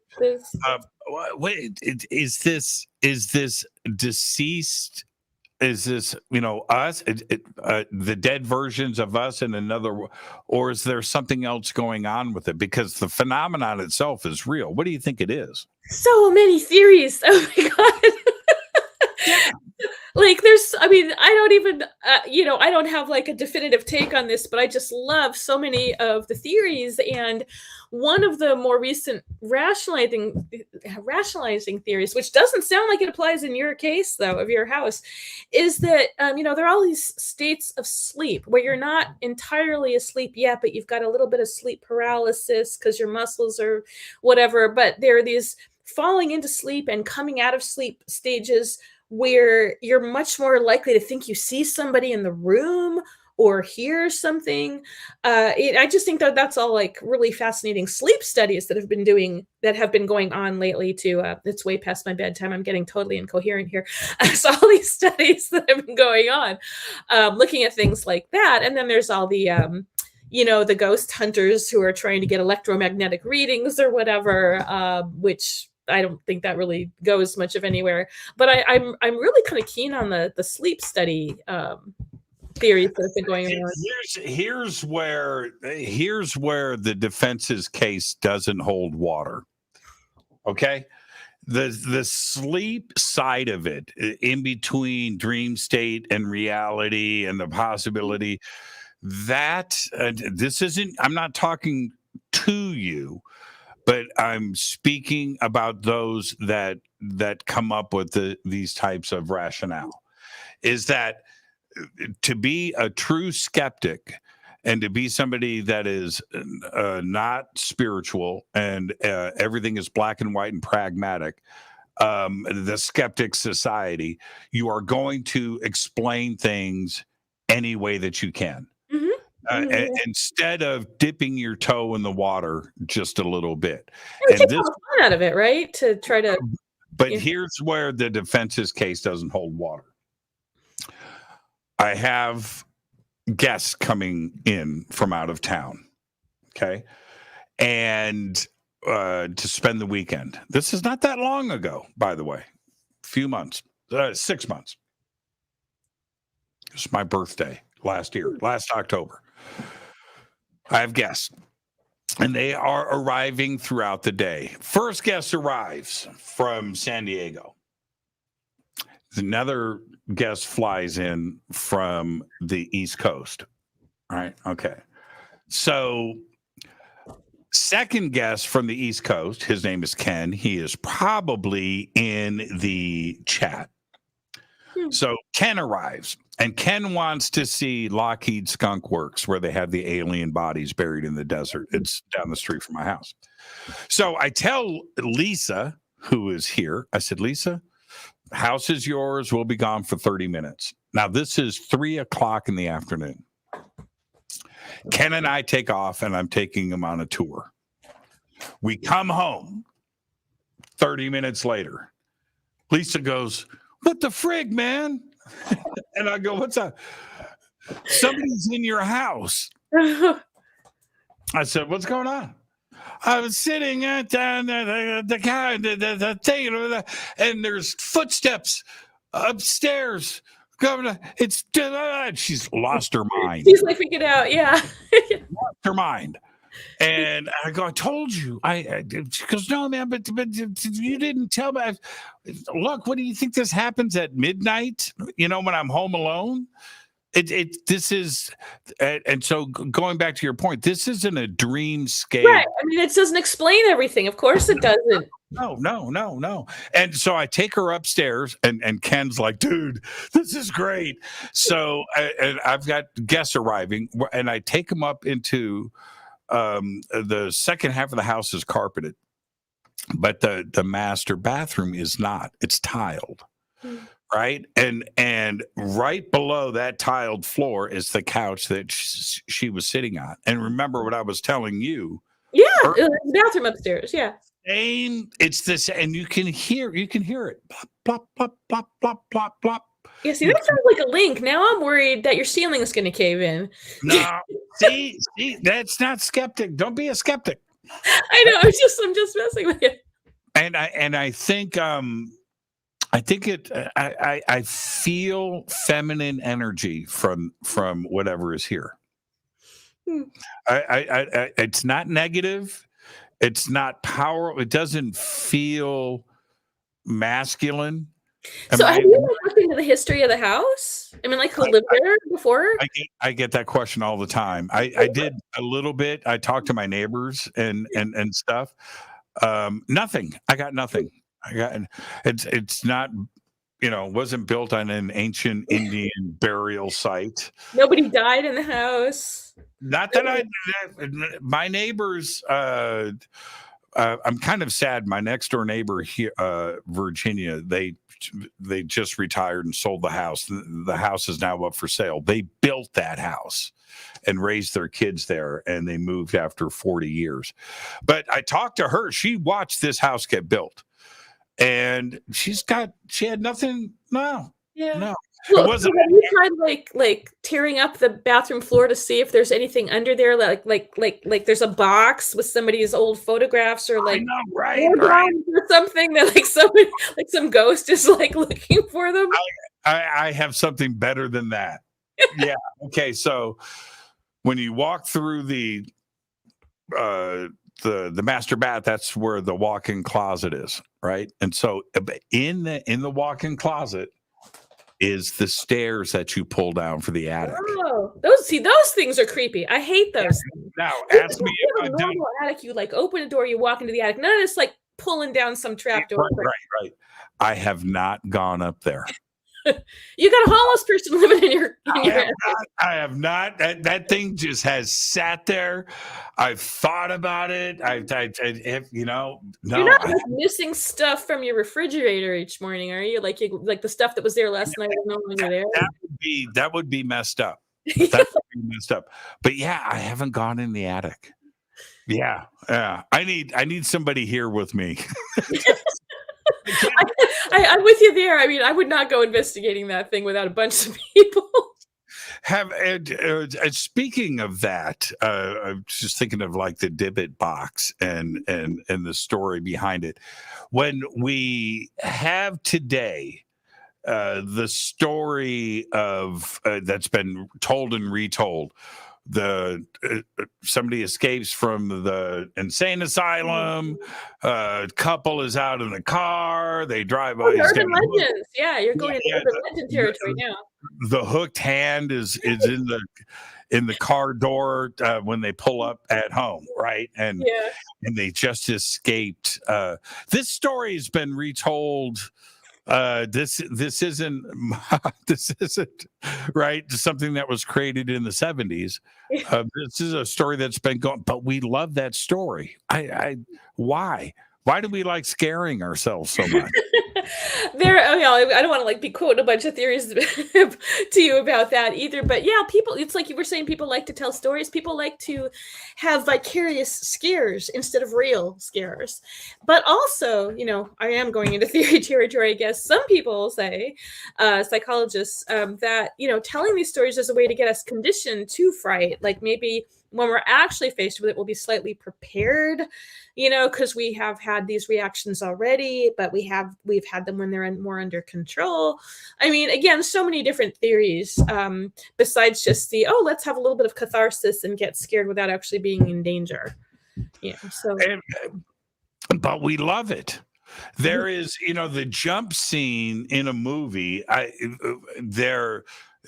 Today it's a necessity. Like you have to have one every couple of minutes. I'm not a huge fan of the jump scares. I sometimes think that's lazy storytelling, actually. It's some of it tracks though, right? So if it tracks and it's effective storytelling, I enjoy it.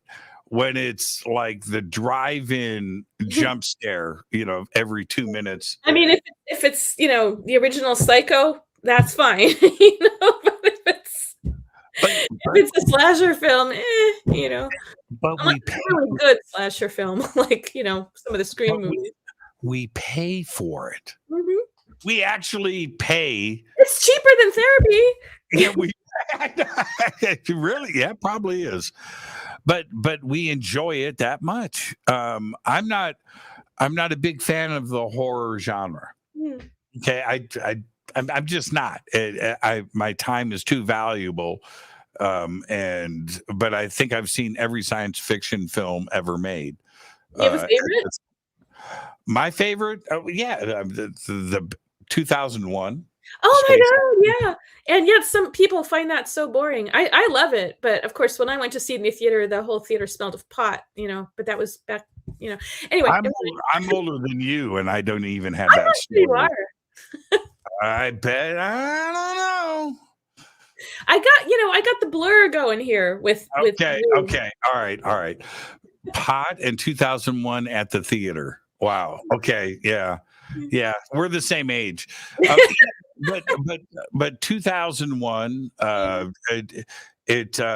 It is so good that I think the American Film Institute, AFI, I think it's probably their number one film of all time. And in sci-fi, I think you might be right. I think you're right about that. Yeah.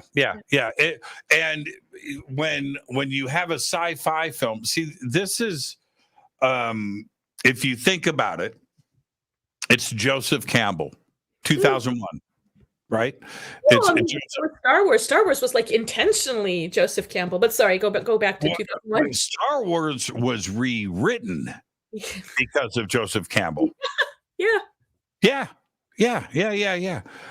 But if you think about what makes something like 2001 so great, and its longevity, where it was panned in the beginning, and today so many look back and go, that might be the greatest film ever made. Yeah.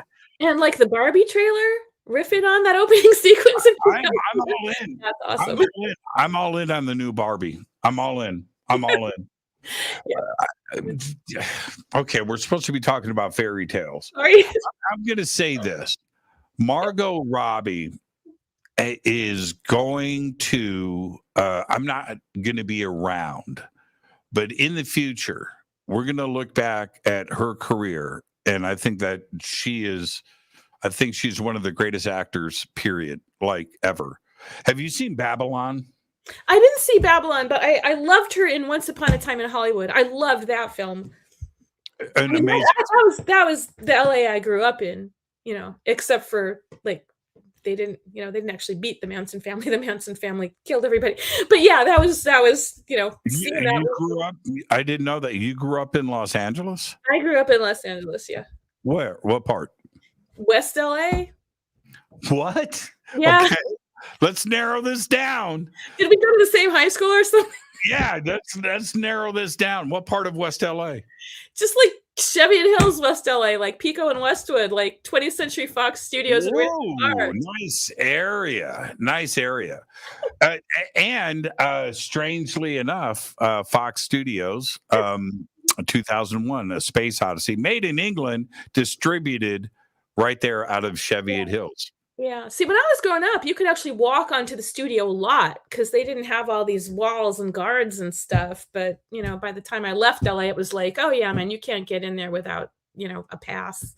Whatever. Do you know what those homes cost now in Cheviot Hills? I have a good idea. Yeah. No, they cost a lot more than it. Like, so like in the 60s, like it was $40,000. Yeah. Cheviot Hills. Yeah. Okay, so for everybody out there, you've heard of Beverly Hills, you've heard of Bel Air, you've heard of Holly, you've heard what you've never heard of Brentwood, but you've never heard of Cheviot Hills. Now, let me tell you what Cheviot Hills is. You have the Fox Film Lot, you have Pico, Olympic Boulevard, right? And then a golf course. And then on the other side of this golf, you can see the Fox Film Studios. It's right there. And then you turn around and there's this little cutout called Cheviot Hills. And they're hills. They're little like hills that go through. Are hills, yes. Yes. And literally hills, yes. And with these little homes, and it's beautiful. Those frigging houses are $10 and $15 million each now. Oh, some of them are not the blocks where I grew up. But the ones that the ones that you're talking about are still $3 million. You're right. They were $20,000, $30,000, $40,000 suburban homes when they were built. Which part of LA are you from? I've lived all over, but I lived blocks from Cheviot Hills. I live in Palmdale now.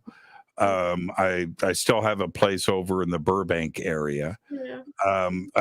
I spent most of my time probably in Hollywood proper, and of course Burbank and Pasadena. But yeah, Sherman Oaks, Studio Encino. Yeah. Oh, wait, the other side of the hills, man. I don't know about that. Yeah. Well, you know what? I lived in on the Hollywood side of things. I lived on Clark and Sunset. Sunset, right? Sure. Yeah. Where the whiskey is. Yes. Yeah. So living on the other side of the hill, like you're talking about, was always the wrong thing to do. People talk smack about the valley. Oh yeah, right? We still do. Those of us who are from not the valley, we still talk smack about it. Right. And at one point I was like, I gotta get out of here. I'm losing my mind. The West Hollywood, Sunset Boulevard lifestyle will run you dry, man. Yeah, I live on the East Coast now, and there's a reason. Yeah, I'm telling you. I moved over the hill to get my sanity back. Yeah. And that's why I live in Palmdale now. I'm close enough to LA where I can work and do all of my stuff, right? It's 40 miles away. But out here, I don't have the crazy. It's like a totally different world, but it's only, it's a 40-minute drive to Los Angeles from where I am. Not bad. That's not bad. Is that with traffic? Hour and a half with traffic. Oh, yeah. It's not bad. It's LA. Everything takes an hour, Debbie. You know that. If you I don't live there anymore. If you live in Los Angeles, Hollywood, Glendale, West Hollywood, Santa Monica, Venice Beach, doesn't matter. If you have to go to 7-Eleven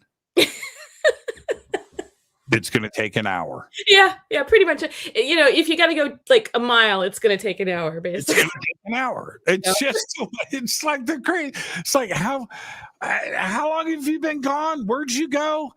I went over there. I could have walked faster. Yes, it's the way we live. Thank you so much. I look forward to the next time that we're on the show. I didn't mean to like get off track with you, but it was just sort of like, whatever. I love it. The thing is, Debbie, is I think that there are two kinds of people in the world: those that ponder and those that don't. And I would rather wonder and think about the possibilities that are out there than exist in a world where I think that this is all there is. We just die, we get put in the ground, and we become a part of evolution, and we just feed the dirt. No. I think that there's much more to the world than that, and I'm one of those people, and it makes me a happier, funner person. Yeah, I mean, it's definitely more fun. Thank you so much. Behave and be well. So Thanks, it's Thanks, Jimmy, for having me on. It was fun. Mr. Kitten and Mrs. Cat. Is that what it is? Miss Kitty and Mr. Kitten. Miss Kitty did not make an appearance, but Mr. Kitten has been, as you may have noticed. Have a great night. And are you teaching tomorrow? No, luckily I don't teach during the summer. The summer is when I get to do some writing. So yeah, there you go. Well, go do some writing, and I'll talk to you soon. Thank you so much. Thanks again for having me. Fantastic show, perfect show. And now, if you need to reach out and follow and do anything in Debbie's world, the links are below. The second link that we have at blogs at UMass will be released to the public shortly, but I've left the links up and you can do it below. Right? The links are there. Thank you so much, Debbie. And tomorrow night, what have we got going on tomorrow night on Fade to Black? Tomorrow night, Samuel Chong is on with us tomorrow night. So we're going to be talking about the 9th planet. So get ready for that. All of that tomorrow night right here on Fade to Black. And don't forget the breaking news next week on the 26th. The House is going to have a UFO hearing next week on the 26th. Fade to Black is produced by Hill J. Palm, Renee Newman, and Michelle Freed. Thank you to Dennis and Kevin. Music, webmasters, Drew the Geek. Music, Doug Aldrich. Intro, Spaceboy, spaceboymusic.com. Fade to Black is produced by KJCR for the Game Changer Network, and this broadcast is owned and copyrighted 2023 by Fade to Black and the Game Changer Network, Inc. It cannot be rebroadcast, downloaded, copied, or used anywhere in the known universe without written permission from Fade to Black or the Game Changer Network. I'm your host, Jimmy Church. Until tomorrow night with Samuel Chong, I want you to be safe. Go back, Lee Tappy.